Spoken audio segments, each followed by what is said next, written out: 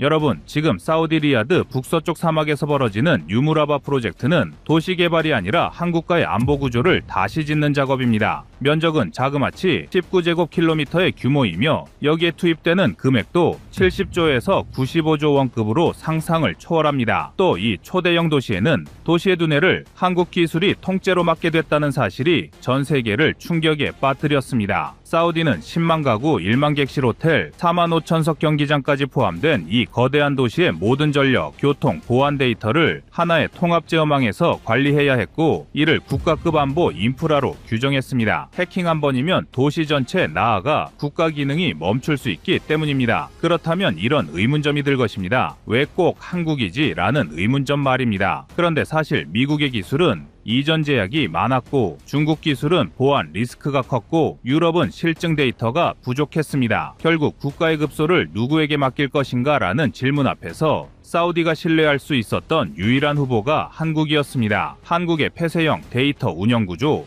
국방기술 기반의 보안 알고리즘, 고온과 모래 환경에서도 오류율 1% 미만을 유지한 실증 결과가 사우디 안보 기준을 모두 충족했습니다. 지금 유무라바의 신경망은 한국의 AI 클라우드 디지털 트윈으로 짜이고 있습니다. 건물을 짓는 수준이 아니라 사우디의 국가안보 체계를 한국이 설계하는 것입니다. 세계가 지금 놀라는 이유는 단 하나입니다. 사우디의 미래와 안보의 핵심을 한국 기술이 책임지고 있다는 사실이 현실로 다가왔습니다.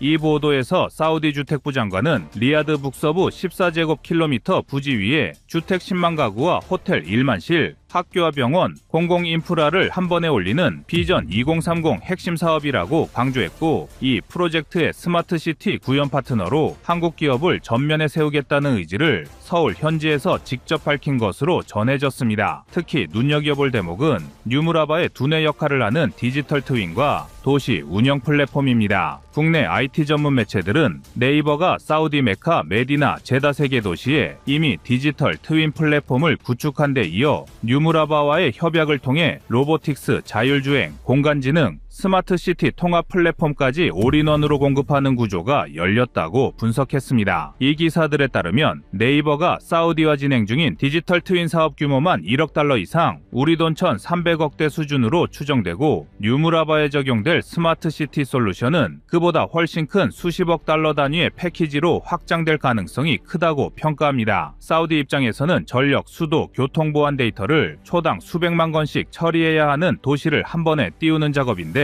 여기서 선택한 파트너가 미국이나 유럽, 중국이 아니라 한국이라는 점을 국내외 언론이 공통으로 짚고 있습니다. 더 흥미로운 건 외신들이 바라보는 관점입니다. 중동 건설 전문지는 유무라바를 소개하면서 기존 네엄시티가 초장거리 선형 도시와 인프라 실험에 초점을 맞췄다면 유무라바는 리야드 도심 한복판을 14제곱킬로미터 규모로 걷어내고 그 위에 인구 40만 명 이상이 생활하는 실제 수도권 중심지를 다시 짓는 프로젝트라고 강조합니다. 이 매체는 이런 유형의 도시는 한번 설계가 잘못되면 국가 경제 전체가 50년 이상 발목을 잡히기 때문에 사우디가 파트너 선정 과정에서 건축 기술보다 데이터 처리 능력과 운영 경험을 더 중시했다고 적었습니다. 재밌는 건 여기서 구체적으로 언급된 사례가 바로 인천 송도와 판교 그리고 한국의 자율주행, 로봇 실증 도시들이었다는 점입니다. 외신 기준으로도 스마트시티 레퍼런스를 따질 때 이제 한국이 싱가포르, 두바이와 함께 최전선에 서 있다는 이야기입니다. 한국 쪽 숫자를 조금 더 들여다보면 사우디가 왜 이 거대한 도시에 한국만 쓰겠다는 표현까지 써가며 고집을 부리는지 감이 잡히실 겁니다. 1970년대 이후 한국 건설사들이 사우디에서 수주한 누적 공사 물량은 이미 200조 원 안팎으로 추산되고 그 과정에서 축적한 플랜트, 지하철, 발전소, 항만, 공항, 레퍼런스가 수십 개에 이릅니다. 리야드 지하철, 주베일 산업단지, 각종 발전소에 이어 이제는 미래형 신도시의 뼈대와 두뇌까지 한국이 설계하는 구도가 만들어지는 겁니다. 뉴무라바 CEO 인터뷰를 다룬 국내 경제지 보도를 보면 벌써 굴착5천만 세제곱미터가 끝났고 파일 600개 설치를 마친 상태에서 향후 수직 구조물과 핵심 유틸리티 파트너를 물색 중이라고 나옵니다. 여기서 다시 한국 기업 이름이 거론됩니다. 사우디 입장에서 2030년까지 1단계 완공을 맞추려면 공정 지연이 거의 없는 파트너가 필요한데 이 조건에 맞는 국가가 한국뿐이라는 해석이 자연스럽게 따라붙습니다. 이렇게 숫자와 보도를 하나씩 맞춰보면 그림이 또렷해집니다. 19제곱킬로미터 10만 가구 9천에서 1만 객실 500억에서 700억 달러 우리 돈으로 70조에서 95조 원 사이 여기에 연계 프로젝트까지 합치면 100조 원을 넘기는 메가 프로젝트. 이 도시의 신경망과 눈, 귀를 한국의 디지털 트윈과 AI가 막고 실제 철과 콘크리트, 유리로 된 몸체를 한국 건설사가 세우는 시나리오. 외신과 국내 보도가 동시에 가리키는 방향은 결국 하나입니다. 사우디가 앞으로 수십 년간 자국의 산업 구조와 안보, 에너지, 도시 생활 방식을 떠받칠 핵심 도시의 운영 체계를 어느 나라 기술로 묶을 것인가? 이 질문에 대해 한국이라는 답을 선택했다는 점입니다. 이게 바로 오늘 우리가 뉴무라바를 통해 들여다볼 이야기의 출발점입니다. 뉴무라바 프로젝트를 깊게 들여다보면 사우디가 한국 기술을 선택한 이유가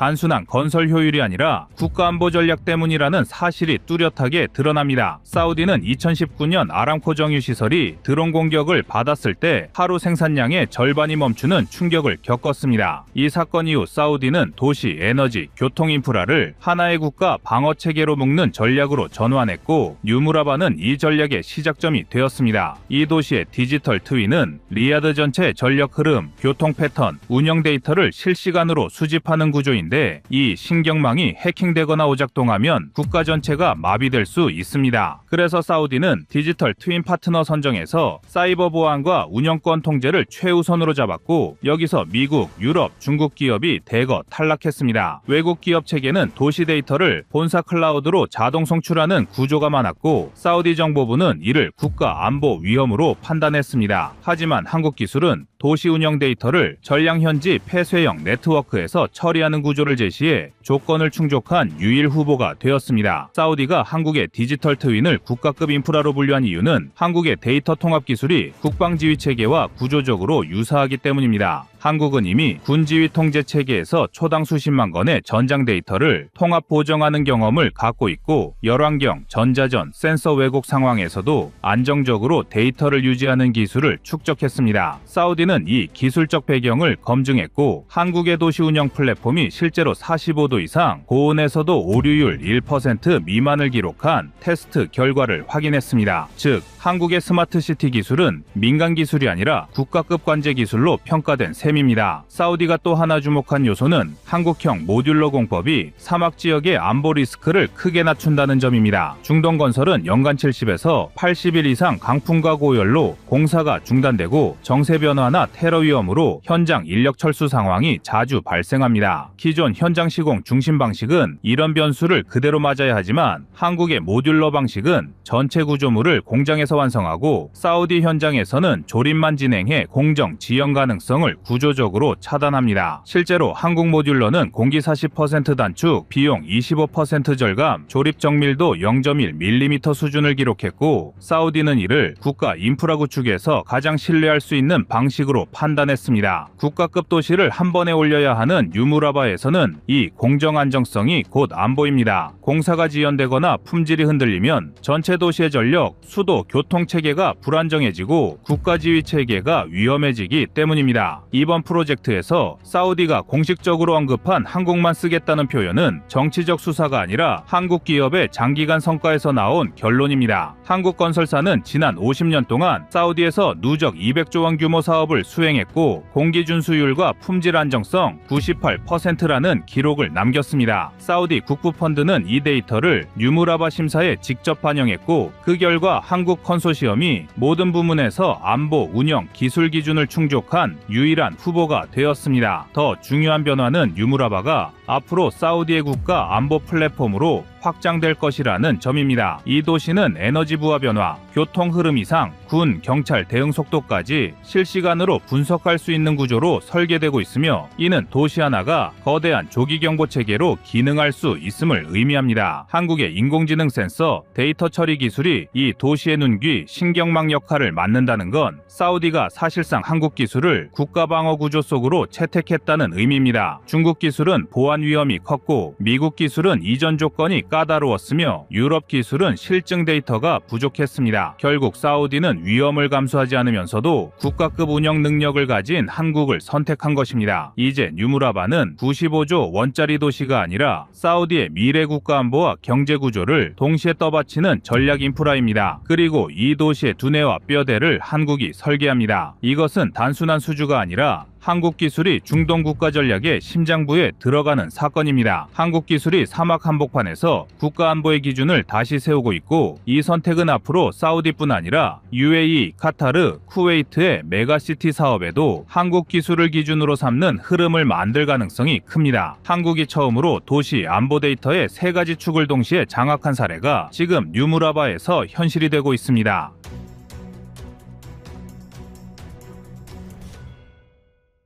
다음은 25년 8월 1일 마스가 프로젝트란 무엇인가 영상입니다. 미국이 중국 해군력 추월에 목을 매는 지금 한국은 마스가라는 이름의 거대한 조선 방산동맹 카드를 들고 트럼프 백악관의 문을 두드렸습니다. 이 계획은 단순한 투자 제한이 아니라 미국이 잃어버린 조선 패권을 한국식 스마트야드 기술로 단숨에 되살리고 그 여력으로 태평양 해상에서 중국을 견제하도록 설계된 일종의 산업형 항모전단입니다. 한미 양국이 합의한 1차 패키지 규모만 1,500억 달러로 우리 돈 200조 원을 돌파했으며 필라델피아, 걸프만, 롱비치에 새로 깔릴 스마트 모듈야드 세트와 이미 한화가 1억 달러에 인수한 필리시비아드 업그레이드 자금이 핵심 축을 이룹니다. 이 패키지는 건조, MRO, 교육의 삼두마차로 구동됩니다. 그럼 마스가 프로젝트를 더 자세히 들여다보겠습니다. 첫째, 새 조선소 2곳과 기존 야드 1곳을 완전 자동 용접 라인으로 재편하여 연 24척 이상의 MR탱커와 길버트급 LPD를 동시에 찍어낼 수 있게 설계됐습니다. 둘째, 숙련 인력 3만 명을 5년 안에 길러내기 위해 K조선소가 10수년간 다듬어 온 블록 모듈 교과 과정을 현지 커뮤니티 칼리지와 합작해 영어판으로 이식합니다. 셋째, 미국이 당장 필요한 건조보다는 더 시급한 군함 개보수를 위해 한국 해군 삼함대 정비 데이터와 HD 현대의 LNG 터미널 원격 관리 AI를 통째로 넘겨 화물선부터 버지니아급 잠수함 보급선까지 원스톱 유지, 보수를 지원하게 됩니다. 이런 구조적 변화가 가능한 이유는 미국 해양법상의 장벽이 서서히 무너지고 있기 때문입니다. 미국산 인정 조건을 충족하려면 재료, 부품의 55% 이상을 자국 또는 자격 국가에서 조달해야 하는데, 이번 협상에서 한국산 강제와 극저온 탱크 시스템을 퀄리파잉 매터리얼로 인정받을 수 있는 예외 조항이 초안에 삽입됐습니다. 그 결과 한국 철강사가 1년에 최대 200만 톤의 후판을 직배송할 관세 통로가 열리고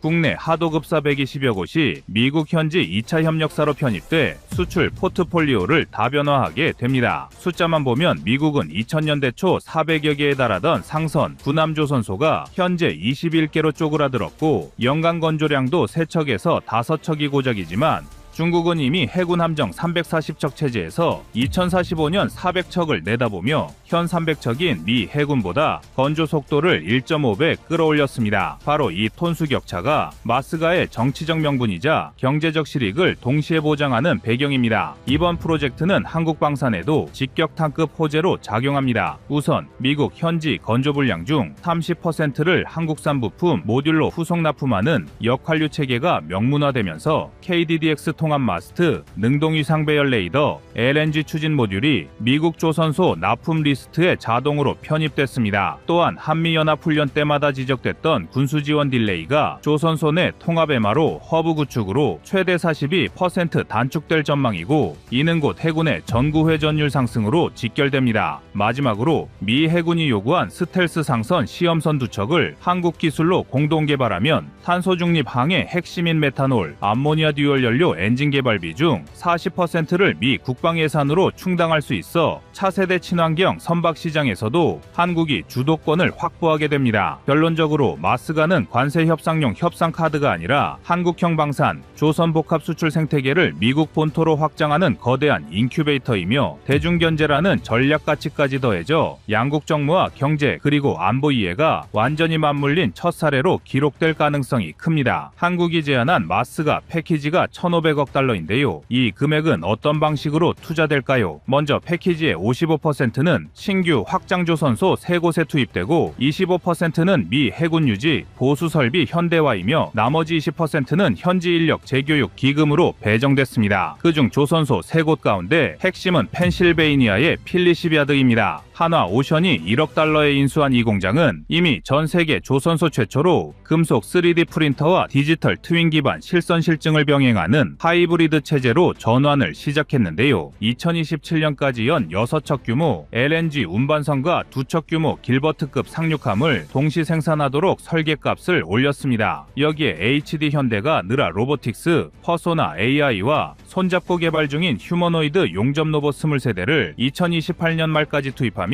용접 공정당 인력 투입 시간이 최대 38% 단축될 것으로 예측됩니다. 현재 미국이 상선, 군함을 합쳐 연간 5척 남짓 건조하는 상황에서 이 물량 증가는 단순한 생산력 확대가 아니라 태평양 함대 증강 일정의 병목을 해소하는 전략적 의미를 갖습니다. 이뿐만이 아닙니다. 마스가의 두 번째 축은 역환류 공급망입니다. 계약서 부속 서한에는 미국산 55% 규정을 충족하되 철강, 극저온 탱크, 고만강강, LNG, 연료계통 등 4가지 품목은 한 미공동 조달로 인정한다는 조항이 삽입됐습니다. 이에 따라 포스코, 현대제철은 연간 최대 200만 톤의 후판을 필라델피아와 걸프만으로 직송할 항로를 확보했고 부산, 창원 소재 2차 협력업체 120여 곳은 퀄리파잉 서플라이어 자격을 받았습니다. 국내 업계는 미국 수출이 전체 매출의 12%에서 19%로 상승할 것이라 전망합니다. 세 번째 축은 인력입니다. 미 상무부 통계에 따르면 미국 조선업 종사자는 1980년 110만 명에서 2023년 9만 7천 명으로 급감했는데 마스가는 2025에서 2030년 사이 현지 숙련공 3만 명을 양성하여 공백을 메우겠다는 목표를 제시했습니다. 교육 프로그램은 울산, 거제조선소의 블록 모듈 교과 과정을 영어판으로 변환해 펜실베이니아 커뮤니티 칼리지에 이식하고 28주 완성 코스로 매년 6회차씩 진행합니다. 이 중 30%는 미 해군 해병대 전역자를 우선 선발해 군사, 민수, 양용 기술을 교직화하는 구조입니다. 마스가가 한국 방산에 미치는 직접 효과는 크게 3가지인데요. 먼저 필리시비아드와 갤버스턴 신설야드가 2032년까지 건조할 MR탱커, 해군 보급함, 상륙함 124척 가운데 31%는 한국산 모듈 부품을 현지로 역환류에 조립하는 형태로 계약됐습니다. 이때 적용되는 모듈은 KDDX 통합 마스트, 엘센 기반 탄도미사일 방어 체계, 한화의 쌍안형 에이사 레이더 등 고부가 설비라서 단가가 높습니다. 두 번째는 한국 해군이 가진 3호함대 정비 데이터베이스가 미 해군의 디지털 유지, 보수 플랫폼에 탑재되면서 향후한 미 연합훈련에서 부품 공수가 가능해집니다. 이렇게 되면 함정 회전율을 42%까지 단축할 수 있습니다. 그리고 이것이 가장 중요한데요. 바로 한국이 스텔스 상선을 시제선으로 2척을 한 미 공동으로 개발하기로 하면서 엔진 개발비 40%를 미 국방부 예산으로 충당하게 됐습니다. 이로써 한국조선업이 그간 연구비 부족으로 지연되던 친환경 추진 기술에서 일거에 브레이크를 해제할 수 있게 됐습니다. 물론 장밋빛 시나리오만 있는 것은 아닙니다. 미국 내 조선 단가가 한국의 1.8배, 중국의 2.3배에 달하고 미 철강업계의 로비로 인해 바이 아메리카 조항이 언제라도 강화될 가능성이 있습니다. 또 GAO가 지난달 발표한 보고서는 미국 조선업체 153곳 가운데 36곳만 180m 이상 선박을 건조 수리할 설비를 갖췄다고 지적했습니다. 즉 설비 확충이 예상보다 느리면 한국 기업의 투자 회수 기간이 길어질 수 있습니다. 여기에 삼성중공업, HD현대가 현지 합작사를 설립할 경우 자사국내 협력사의 일감이 분산되어 국내 고용이 감소할 수 있다는 우려도 제기됩니다. 이 문제를 해결하기 위해 산업부는 국내 생산 마더블록 60% 룰을 도입해 핵심 블록은 한국에서 제작 후 미국 현지 조립 방식으로 일감을 분배하기로 했습니다. 마지막으로 경쟁자 중국을 견제할 수 있습니다. 중국은 이미 2025년 기준 전투함 395척, 2030년 435척 체제를 공언하고 있으며 자국 조선소가 연간 상선 1000만 GT 이상을 찍어내는 폭주 상태입니다. 따라서 한국이 미국과 손을 잡고 친미 공급망을 완성하면 중장기적으로 중국 발주 물량 일부가 한국, 미국으로 이동하면서 한 중, 조선 점유율 격차를 최소 3%포인트 줄여줄 것이라는 전망이 나옵니다. 이렇듯 마스가는 단순한 관세 협상 카드를 넘어 한국조선 방산의 기술, 인력, 자본이 미국 본토와 직접 맞물리는 최초의 복합 생태계로 자리 잡고 있습니다.